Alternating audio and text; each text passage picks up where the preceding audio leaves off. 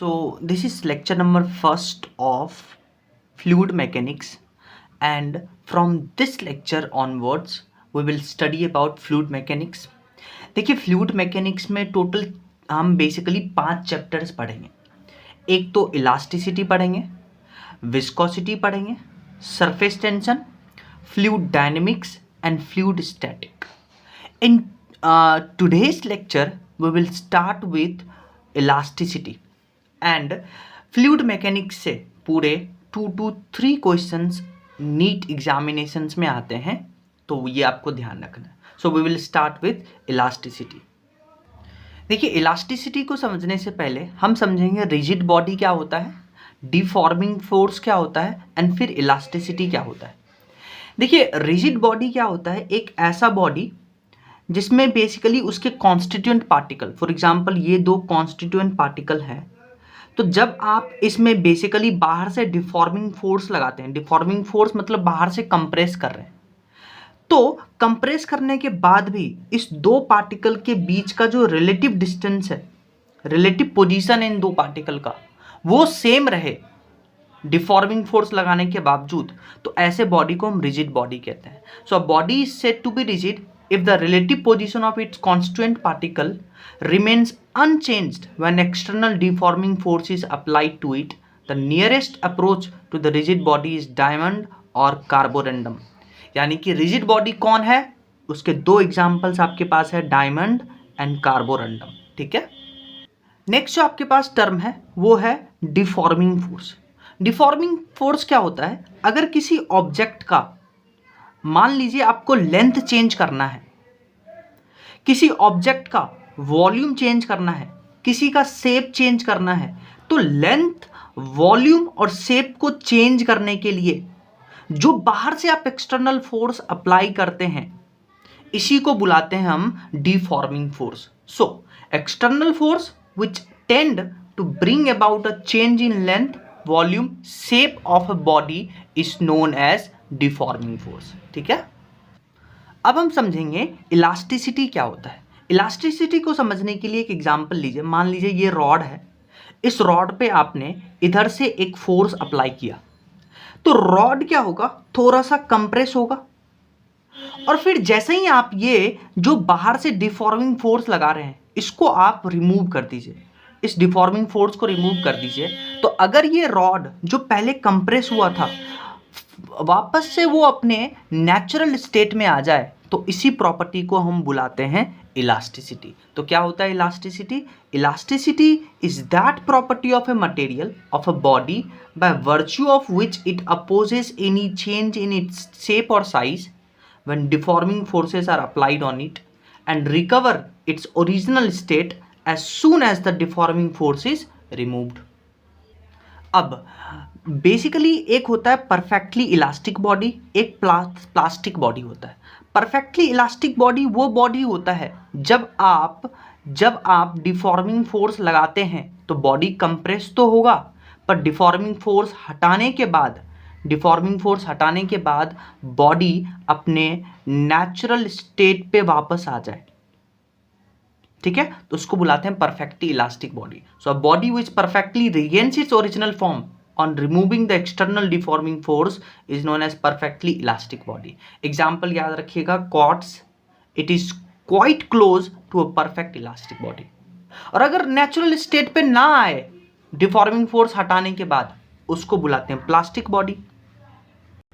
अब हम एक टर्म डिफाइन करेंगे, वो है रिस्टोरिंग फोर्स। रिस्टोरिंग फोर्स को समझने के लिए आप एक एग्जांपल कंसीडर करिए। मान लीजिए ये आपके पास रॉड है, रॉड पे जब आप बाहर से एक बेसिकली डिफॉर्मिंग फोर्स लगाते हैं तो रॉड कंप्रेस होगा।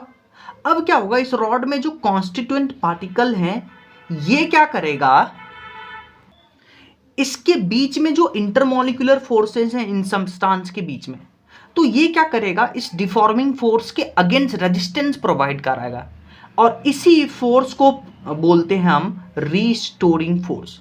सो रीस्टोरिंग फोर्स क्या होता है, when an external force act at any object then an internal resistance produced in the substance due to the intermolecular forces which is called restoring force।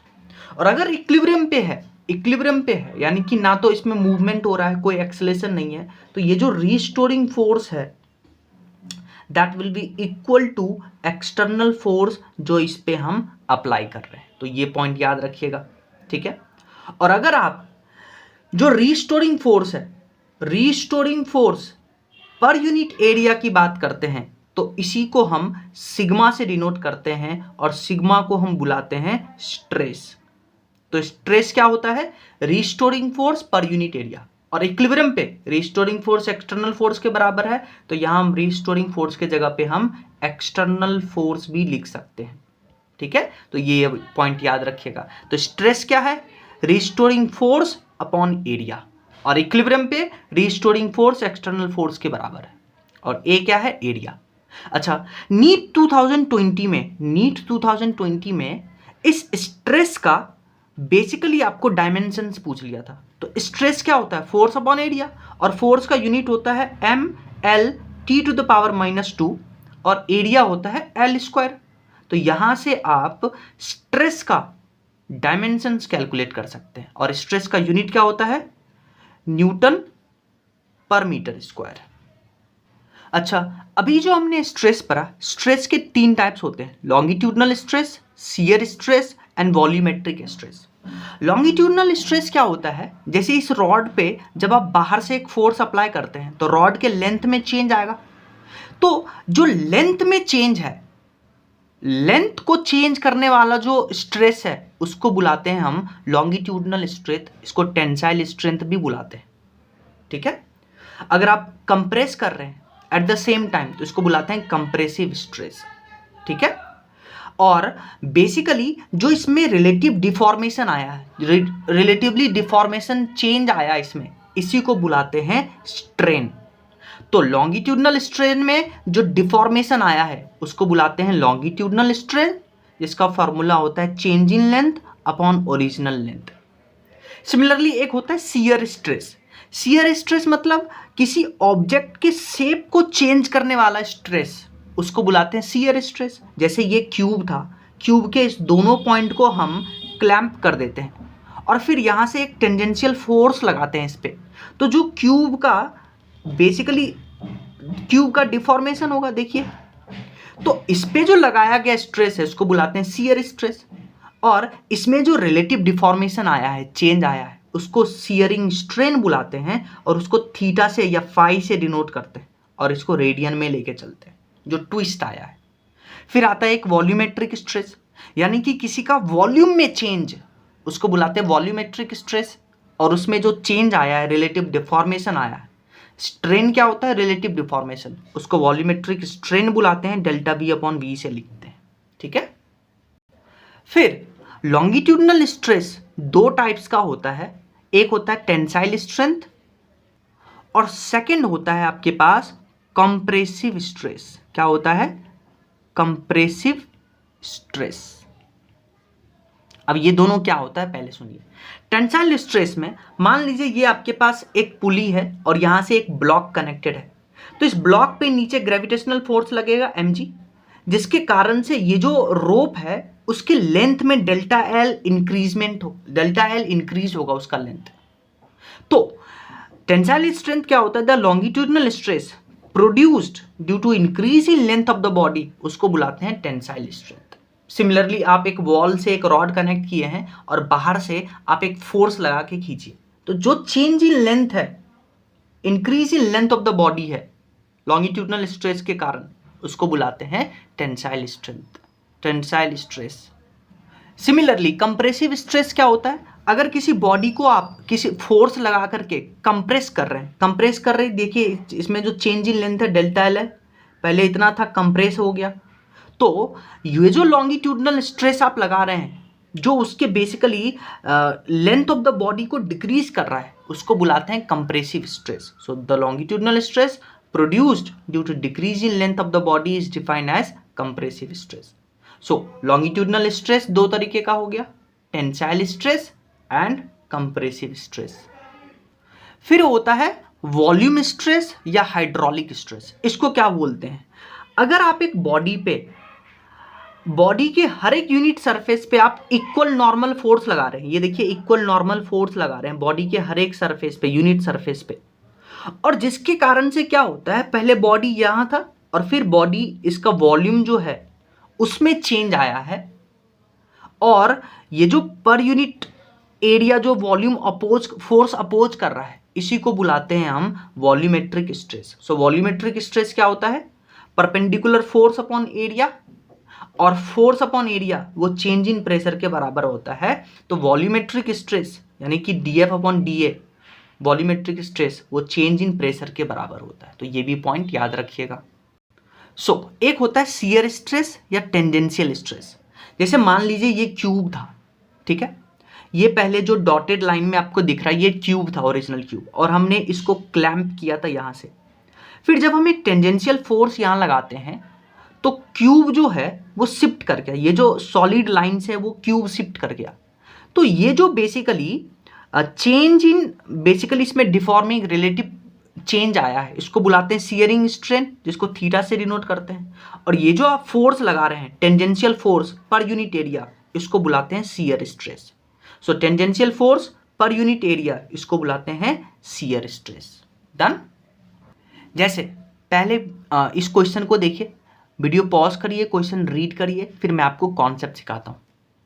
So question में क्या बोला है कि ये आपके पास एक ब्लॉक है और ब्लॉक में ये 200 न्यूटन का फोर्स लगा रहे हैं 30 डिग्री एंगल पे। तो आपसे पूछा है लॉन्गिट्यूडनल स्ट्रेस बताइए और टेंजेंशियल स्ट्रेस बताइए। सो करना क्या है आपको, ये जो फोर्स दिया है इसके आप दो कंपोनेंट करेंगे, एक तो टेंजेंशियल कंपोनेंट और एक लॉन्गिट्यूडनल कंपोनेंट। तो ये जो लॉन्गिट्यूडनल कंपोनेंट है, परपेंडिकुलर कंपोनेंट, ये लॉन्गिट्यूडनल स्ट्रेस इसके कारण आएगा, और ये जो टेंजेंशियल है ब्लॉक के, ये आपको सरफेस का जो टेंजेंशियल है ये आपको शियर स्ट्रेस देगा। तो लॉन्गिट्यूडनल स्ट्रेस क्या होता है, लॉन्गिट्यूडनल फोर्स अपॉन एरिया, ठीक है, लॉन्गिट्यूडनल फोर्स अपॉन एरिया। और ब्लॉक है तो एरिया हो जाएगा लेंथ इनटू ब्रेथ, तो लॉन्गिट्यूडनल स्ट्रेस हो जाएगा 200 sin 30 और एरिया। और शियर स्ट्रेस क्या होता है, tangential force upon area, tangential force 200 cos 30 है और लेंथ एरिया 5 × 4, तो आंसर आएगा। अब हम एक टर्म डिफाइन करेंगे जिसका नाम है ब्रेकिंग स्ट्रेस। ब्रेकिंग स्ट्रेस को हम सिग्मा नॉट से डिनोट करते हैं, याद रखिएगा, या इसको अल्टीमेट टेंसाइल स्ट्रेस भी बुलाते हैं। क्या मतलब है इसका, सुनिए। मान लीजिए आपके पास एक रॉड है, इस रॉड पे आप नीचे एक फोर्स लगा रहे हैं। अब ये फोर्स आप इतना लगा रहे हैं ताकि जो है बेसिकली ये जो मटेरियल जो है इसमें एक्चुअली में डिफॉर्मेशन आ जाए, फ्रैक्चर हो जाए मटेरियल। तो वो जो आपने फोर्स लगाया है इसी को हम बुलाते हैं ब्रेकिंग स्ट्रेस, ठीक है। तो ब्रेकिंग स्ट्रेस जिसको सिग्मा नॉट से डिनोट करते हैं, क्या होता है, ब्रेकिंग फोर्स जो आप लगा रहे हैं divided by area. Breaking force पर यूनिट एरिया, इसको बुलाते हैं ब्रेकिंग स्ट्रेस, सिग्मा नॉट से डिनोट करते हैं। तो अगर आपसे ये ब्रेकिंग फोर्स पूछ ले तो आप क्या करिएगा, ब्रेकिंग स्ट्रेस इनटू एरिया कर दीजिएगा। और सिग्मा नॉट क्या है, ब्रेकिंग स्ट्रेस जो कि कांस्टेंट होता है गिवन मटेरियल के लिए। For a given material at a given temperature it is constant, ठीक है। जैसे फॉर एग्जांपल मान लीजिए आपके पास एक स्टील का रॉड है, ठीक है, दोनों स्टील का रॉड है। इस स्टील का एरिया है, इस स्टील रॉड का एरिया है A और इस स्टील रॉड का एरिया है 2A। इस पे आपने फोर्स लगाया है F और इस पे फोर्स लगा रहे हैं 2F। तो आपको बताना है कि इस दोनों में ब्रेकिंग फोर्स को कंपेयर करिए। तो देखिए जो ब्रेकिंग फोर्स है वो सिग्मा नॉट और एरिया के बराबर होता है। अब सिंस दोनों स्टील का वायर है तो सिग्मा नॉट एक पर्टिकुलर मटेरियल के लिए फिक्स होता है, तो स्टील दोनों का है तो सिग्मा नॉट दोनों में फिक्स हो गया। तो ब्रेकिंग फोर्स जो है अब वो किसके डायरेक्टली प्रोपोर्शनल हो गया, एरिया के डायरेक्टली प्रोपोर्शनल हो गया। तो breaking force is directly proportional to area. जैसे आप इस क्वेश्चन को पहले वीडियो पॉज करके पढ़िए, फिर मैं आपको इसके पीछे का कॉन्सेप्ट सिखाता हूँ। देखिए क्वेश्चन क्या कर रहा है, आपके पास एक मास है 10 kg का और इस 10 kg मास को हमने 30 सेंटीमीटर लॉन्ग वायर से कनेक्ट किया है, ठीक है। अच्छा, इस वायर का आपको ब्रेकिंग स्ट्रेस यानी कि सिग्मा नॉट गिवन है 4.8 × 10⁻⁷ न्यूटन पर मीटर स्क्वायर। अब आपसे पूछा और बोला है कि इस वायर का जो एरिया ऑफ क्रॉस सेक्शन है वो है 10⁻⁻�6 मीटर स्क्वायर। तो आपसे बोला है कि इस मास को कितना मैक्सिमम एंगुलर वेलोसिटी से फेंके ताकि ये हॉरिजॉन्टल सर्किल में घूम सके, ये आपसे पूछा है। ठीक है, तो आपके पास ब्रेकिंग स्ट्रेस दिया है, तो ब्रेकिंग स्ट्रेस से हम ब्रेकिंग फोर्स कैलकुलेट कर सकते हैं, क्योंकि आपको पता है ब्रेकिंग स्ट्रेस सिग्मा नॉट होता है ब्रेकिंग फोर्स अपॉन एरिया। तो यहां से ब्रेकिंग फोर्स कैलकुलेट कर सकते हैं सिग्मा नॉट इंटू ए। तो सिग्मा नॉट गिवन है, एरिया गिवन है, तो आपके पास ब्रेकिंग फोर्स आ गया। अब आप ध्यान से सुनिए, अगर आप इस ऑब्जेक्ट को हॉरिजॉन्टल सर्कल में घुमाना चाहते हैं तो इसका कंडीशन क्या होगा? कंडीशन क्या होगा कि इस वायर में जो टेंशन है अंदर की तरफ, ये टेंशन तार नहीं टूटने का क्या कंडीशन है कि ये टेंशन इस ब्रेकिंग फोर्स से कम होना चाहिए या उसके बराबर होना चाहिए। तो तार नहीं टूटने का कंडीशन क्या है कि टेंशन इन द रोप या wire should be less than equal to breaking force. और टेंशन आपको पता है एक फोर्स होता है mr² के बराबर। टेंशन एक तो सेंट्रीपिटल फोर्स के बराबर होगा mv² अपॉन r, v के जगह पे आप r ओमेगा रखिएगा तो आपके पास टेंशन आ जाएगा mr ओमेगा स्क्वायर। तो mr omega square should be less than equal to 48, जो कि हम यहां से निकालें। मैक्सिमम एंगुलर वेलोसिटी पूछा है तो इसके बराबर कर देंगे, हम इसके बराबर कर देंगे। ठीक है, तो आपके पास ओमेगा मैक्स आ जाएगा। नेक्स्ट क्वेश्चन देखिए, वीडियो पॉज करिए, क्वेश्चन रीड करिए, फिर मैं आपको इसके पीछे का कॉन्सेप्ट सिखाता हूँ। देखिए क्वेश्चन में क्या बोला कि एक हम बेसिकली स्टील वाले रॉड को, है ना, हम यहाँ से कनेक्ट करते हैं और बोला है कि आपको ब्रेकिंग स्ट्रेस इस स्टील वायर का दिया है इतना, डेंसिटी दिया है इतना, और बोला है कि इस स्टील वायर का कितना मैक्सिमम लेंथ होना चाहिए ताकि ये अपने ओन वेट से, यानी कि mg वेट से ना टूटे, may not break under its own weight. तो देखिए आपके पास ब्रेकिंग स्ट्रेस गिवन है, तो ब्रेकिंग स्ट्रेस गिवन है तो यहाँ पे हम ब्रेकिंग फोर्स निकाल सकते हैं, क्योंकि ब्रेकिंग स्ट्रेस होता है ब्रेकिंग फोर्स अपॉन एरिया। तो ब्रेकिंग फोर्स आ जाएगा ब्रेकिंग स्ट्रेस इंटू एरिया। ठीक है, अच्छा ध्यान से देखिए, इस वायर पे देखिए आप एनएलएम में पढ़ के आते थे कि इस रॉड पे जो टेंशन पर यूनिट लेंथ है वो ऐसे निकालते थे। तो जैसे से आप एक्स बढ़ाइएगा, ये डिस्टेंस बढ़ाइएगा, तो इस रॉड में टेंशन बढ़ेगा। तो इस रॉड में जो टेंशन होगा वो यहाँ पे मैक्सिमम होगा। तो ये जो टेंशन होगा इस रॉड पे वो mg के बराबर होगा। और मास होता है, मास को क्या, वॉल्यूम होता है मास अपॉन डेंसिटी। तो मास को क्या लिख सकते हैं, वॉल्यूम इंटू डेंसिटी। तो मास को लिख दिया वॉल्यूम इंटू डेंसिटी इंटू जी। अच्छा, वॉल्यूम होता है एरिया इंटू लेंथ और डेंसिटी आपको रो गिवन है। अब ये तार नहीं टूटने का कंडीशन क्या है कि ये जो टेंशन है इसके ऊपर, this should be less then या इक्वल टू ब्रेकिंग फोर्स। अच्छा, ये टेंशन mg के बराबर है, तो टेंशन हम निकाल चुके हैं इतना, तो this should be less than breaking force. और ब्रेकिंग फोर्स किसके बराबर है, ब्रेकिंग स्ट्रेस इंटू एरिया। ठीक है, तो देखिए एरिया से एरिया खत्म। तो यहां से अगर आपको लेंथ निकालना है, maximum length of the wire, तो length should be equal less than equal to sigma not upon rho into g. और मैक्सिमम निकालना है तो L should be equal to sigma not upon rho into g. Sigma not भी आपको given है, density भी आपको गिवन है, और G10 लेंगे तो आपके पास मैक्सिमम लेंथ आ जाएगा। नेक्स्ट क्वेश्चन, वीडियो को पॉज करिए, क्वेश्चन रीड करिए, फिर मैं आपको कॉन्सेप्ट सिखाता हूँ। देखिए क्वेश्चन में आपको बोला है कि एक लिफ्ट है जिसका मास है 500 kg और ये लिफ्ट को हम एक वायर से कनेक्ट किए हुए हैं। ठीक है, इस वायर का जो ब्रेकिंग स्ट्रेस गिवन है आपको वो इतना गिवन है, यानी कि सिग्मा नॉट का वैल्यू आपको गिवन है। और आपको बोला है कि लिफ्ट 5.2 मीटर पर सेकेंड स्क्वायर की एक्सेलरेशन से ऊपर जा रहा है। तो आपको बताना है कि इस वायर का मिनिमम कितना रेडियस होना चाहिए ताकि ये ना टूटे। तो पहले आप लिफ्ट पे कॉन्सेंट्रेट करिए। लिफ्ट पे देखिए, लिफ्ट का वेट है 500 kg, तो लिफ्ट पे जो नीचे लगेगा mg वो इतना लगेगा। ठीक है, 500 G यानी कि 5000 न्यूटन। ऊपर टेंशन और एक्सेलरेशन ऊपर है, तो न्यूटन्स लॉज ऑफ इक्वेशन से क्या बनाइएगा, T minus 5000 equal to 500 mass into acceleration. तो यहां से टेंशन आ गया 500 G प्लस A। अच्छा, ये जो तार है ये ना टूटे तो इसका क्या कंडीशन है? ये ना टूटे इसका यही कंडीशन है कि इस तार पे जो टेंशन लग रहा है that should be less than equal to breaking force of the wire.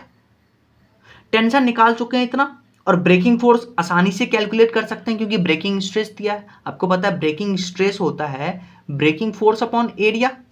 तो ब्रेकिंग फोर्स यहाँ से आ जाएगा सिग्मा नॉट इंटू ए, और एरिया को पाई आर स्क्वायर लिखेंगे। आपके पास जी भी आ गया है, ए भी आ गया है, और रेडियस निकालना है तो यहाँ से रेडियस कैलकुलेट कर लेंगे। अब हम बात करते हैं हुक्स लॉ के बारे में। हुक्स लॉ क्या कहता है? According to this law, within elastic limit, यानी कि इलास्टिक लिमिट के अंदर the stress produced in a body, जो स्ट्रेस है किसी बॉडी में जो प्रोड्यूस हो रहा है, it is directly proportional to उसमें जो स्ट्रेन, स्ट्रेन मतलब जो रिलेटिव डिफॉर्मेशन हो रहा है। तो जितना ज़्यादा आप स्ट्रेस किसी ऑब्जेक्ट में लगाइएगा विद इन इलास्टिक लिमिट, वो डायरेक्टली प्रोपोर्शनल होगा कि उसमें कितना स्ट्रेन डेवलप हो रहा है। तो stress is directly proportional to strain. Proportionality sign हटाइएगा तो एक कांस्टेंट आएगा, इस कांस्टेंट को ई बुलाते हैं, और ई को बुलाते हैं कोफिशिएंट ऑफ इलास्टिसिटी या मॉड्यूलस ऑफ इलास्टिसिटी। ठीक है, विद इन इलास्टिक लिमिट की बात करते हैं। तो यहाँ से स्ट्रेस अपॉन स्ट्रेन वो ई के बराबर होता है, और ई जो है it depends on nature of material. अच्छा, अलग अलग स्ट्रेस होता है तो अलग अलग ई होगा। अगर हम बेसिकली लॉन्गिट्यूडनल स्ट्रेस की बात करते हैं तो वहाँ ई वाई बन जाता है, उसको बुलाते हैं यंग्स मॉड्यूलस। बल्क मॉड्यूलस मतलब यहाँ पे अगर वॉल्यूमेट्रिक स्ट्रेस की बात करते हैं तो वहाँ ई बी बन जाता है, उसको बुलाते हैं बल्क मॉड्यूलस। और अगर बेसिकली शियर स्ट्रेस है तो वहाँ ई ईटा बन जाता है, उसको बुलाते हैं शियर या मॉड्यूलस ऑफ रिजिडिटी। ठीक है। अच्छा, अभी आपने पढ़ा stress is directly proportional to strain. कब? Within elastic capacity, within elastic limit. तो अब आप देखिए stress is directly proportional to strain, तो प्रोपोर्शनलिटी साइन हटाइएगा, कांस्टेंट आएगा, तो stress is equal to E into strain. अगर आप यहाँ पे ग्राफ प्लॉट करें, स्ट्रेस वर्सेज स्ट्रेन में ग्राफ प्लॉट करें तो y equal to m x plus c. तो स्लोप जीरो है, सॉरी इंटरसेप्ट जीरो है, स्लोप जो है वो ई के बराबर है। तो यहाँ जो बेसिकली ग्राफ स्ट्रेट लाइन बनेगा, स्लोप टेन थीटा वो ई के बराबर है। ठीक है, तो slope of stress versus strain graph gives coefficient of elasticity, याद रखिएगा। अब हम एक इंपॉर्टेंट सेक्शन स्टार्ट करते हैं जिसका नाम है यंग्स मॉड्यूलस ऑफ इलास्टिसिटी। क्या होता है? Within elastic limit the ratio of longitudinal stress to longitudinal strain is called Young's modulus of elasticity. यानी यंग्स मॉड्यूलस ऑफ इलास्टिसिटी को y से डिनोट करते हैं, यानी longitudinal stress upon longitudinal strain, वो होता है Young's modulus of elasticity. Longitudinal stress को लिखते थे फोर्स अपॉन एरिया, और लॉन्गिट्यूडनल स्ट्रेन को डेल्टा एल अपॉन एल। तो यहाँ से देखिए जो basically Young's modulus of elasticity आ जाएगा वो आ जाएगा force into length, original length, divided by area into change in length. और unit of Young's modulus of elasticity वो आ जाएगा न्यूटन पर मीटर स्क्वायर, और डायमेंशन यहाँ से आप कैलकुलेट कर सकते हैं। तो यंग्स मॉड्यूलस ऑफ इलास्टिसिटी आ गया force upon area divided by change in length और अपॉन ओरिजिनल लेंथ। तो यहाँ से आप अरेंज करके ये ला सकते हैं। मोस्ट ऑफ द टाइम जो क्वेश्चंस में आपको यूज होगा वो होगा चेंज इन लेंथ का फॉर्मूला। तो आप चेंज इन लेंथ को इधर लेके आइए और यंग्स मॉड्यूलस ऑफ इलास्टिसिटी को नीचे लेके आइए। तो चेंज इन लेंथ का फॉर्मूला आ गया force into length upon area into Young's modulus of elasticity. तो ये फॉर्मूला आपको याद होना चाहिए, वेरी इंपॉर्टेंट फॉर्मूला। जैसे वो जो फॉर्मूला था चेंज इन लेंथ का एफ एल अपॉन ए वाई, इसका क्या यूज है वो सीखिए। मान लीजिए आपके पास एक ब्लॉक है जिसका मास है m, और इसको हम हैंग करते हैं वर्टिकली एक मासलेस वायर से। आइडल वायर मतलब मासलेस वायर जिसका लेंथ है l, रेडियस है r, और इस वायर का यंग्स मॉड्यूलस ऑफ इलास्टिसिटी है y। तो आपसे पूछा है कि इस वायर में इस वेट के कारण कितना इंक्रीमेंट होगा लेंथ में, वो बताना है। तो आपको पता है इंक्रीमेंट इन लेंथ, उसका फॉर्मूला होता है force into length upon area into Young's modulus of elasticity. अच्छा, अभी इक्विलिब्रियम पे है तो इस ब्लॉक पे जितना mg नीचे लगेगा वो टेंशन के बराबर होगा। तो यहाँ जो फोर्स है वो टेंशन के बराबर है और ये टेंशन mg के बराबर है। तो इस फॉर्मूला को हम ऐसे भी मॉडिफाई कर सकते हैं और एरिया हो जाएगा पाई आर स्क्वायर। ठीक है, तो बस ये आपको यूज करना आना चाहिए। जैसे आप इस क्वेश्चन को देखिए, पहले वीडियो पॉज करिए, क्वेश्चन रीड करिए, फिर मैं आपको सॉल्यूशन बताता हूँ। इसमें बोला है आपके पास दो वायर है, एक तो आपके पास पी वायर है, दिस पी वायर, और एक है क्यू वायर। और ये दोनों जो पी और क्यू वायर है, ये दोनों सेम मटेरियल और सेम डायमेंशन का है। सेम मटेरियल कहने का मतलब इसका Young's modulus of elasticity same हो गया, ठीक है। और सेम डायमेंशन मतलब इसका लेंथ भी सेम है, एरिया भी सेम है, इसका यही मतलब है। तो आपसे पूछा है कि जब इस वेट के कारण इस वायर में जो चेंज इन लेंथ आएगा पी और क्यू दोनों में, उसका रेशियो बताना है, ठीक है। तो find the ratio of change in length in wire P and Q. तो देखिए, चेंज इन लेंथ का फॉर्मूला आपको पता था, force into length upon area into Young's modulus of elasticity. Same material same dimension, तो लेंथ, एरिया और Young's modulus of elasticity constant हो गया, तो change in length is directly proportional to force. अब हम फोर्स कैलकुलेट कर लेंगे अलग अलग ब्लॉक पे। इस ब्लॉक पे आप न्यूटन्स लॉज ऑफ मोशन लगाइए, तो नीचे 300 न्यूटन 30 इंटू जी, ऊपर टेंशन T1, तो ये T1 आ गया 30 जी के बराबर। इस ब्लॉक को आप वापस से लिखिए, इस ब्लॉक पे एक तो नीचे लगेगा 20 जी, और ये T1 ऊपर, तो एक न्यूटन थर्ड लॉ से T1 नीचे, तो 20 g plus T1 is equal to T2, तो T2 कितना आ गया 20 जी, और T1 था 30 जी, तो T2 आ गया 50 जी। तो चेंज इन लेंथ फोर्स के डायरेक्टली प्रोपोर्शनल है, एक फोर्स आया 30, एक फोर्स आया 50, दोनों का रेशियो लेंगे, आंसर आएगा। जैसे आप इस क्वेश्चन को देखिए, पहले वीडियो पॉज करिए, क्वेश्चन रीड करिए, फिर मैं आपको इसका सॉल्यूशन बताता हूँ। देखिए, क्वेश्चन में बोला है आपके पास दो वायर है, वायर 1 और वायर 2, और आपको क्वेश्चन में बोला है कि दोनों वायर का मटेरियल सेम है, यानी Young's modulus of elasticity same हो गया, और सेम वॉल्यूम है। सेम वॉल्यूम मतलब दोनों वायर का volume V1 plus V2 equal to equal. Volume क्या होता है, एरिया इंटू लेंथ, तो पहले के लिए A1 L1, दूसरे के लिए A2 L2। एरिया देखिए, फिर आपको बोला है कि क्रॉस सेक्शनल एरिया भी सेम है, तो एरिया कैंसिल हो गया, तो यहाँ से L1 आ गया 3L2, L1 आ गया 3L2, यानी कि जो दूसरे वायर का लेंथ है वो पहले वाले लेंथ का 1/3 टाइम्स है। तो अगर पहले वाले वायर का लेंथ L लेते हैं, तो दूसरे वायर का लेंथ लेना पड़ेगा L/3। और आपको बोला है कि पहले वायर में जो चेंज इन लेंथ है, इंक्रीज इन लेंथ है, वो डेल्टा L है, और उस पर लगाया गया फोर्स F है। तो बताया है, पूछा है आपकी वायर 2 पे कितना फोर्स लगाए कि सेम चेंज इन लेंथ हो। अच्छा, चेंज इन लेंथ का फॉर्मूला आपको पता है, force into length upon area into Y, यानी यंग्स मॉडुलस ऑफ इलास्टिसिटी। यहां देखिए वाई सेम है, चेंज इन लेंथ सेम है। इस फॉर्मूला को क्या करिए, लेंथ से मल्टीप्लाई करिए, लेंथ से डिवाइड करिए, तो एरिया इंटू लेंथ ये क्या हो जाएगा, वॉल्यूम। और क्वेश्चन में आपको गिवन है कि वॉल्यूम भी सेम है दोनों के लिए, तो यहां से देखिए फोर्स और लेंथ का जो मल्टीप्लीकेशन है वो कांस्टेंट आ गया, तो force is inversely proportional to L²। ठीक है, तो अब आपके पास दोनों का लेंथ गिवन है, तो दोनों का फोर्स का रेशियो ले सकते हैं।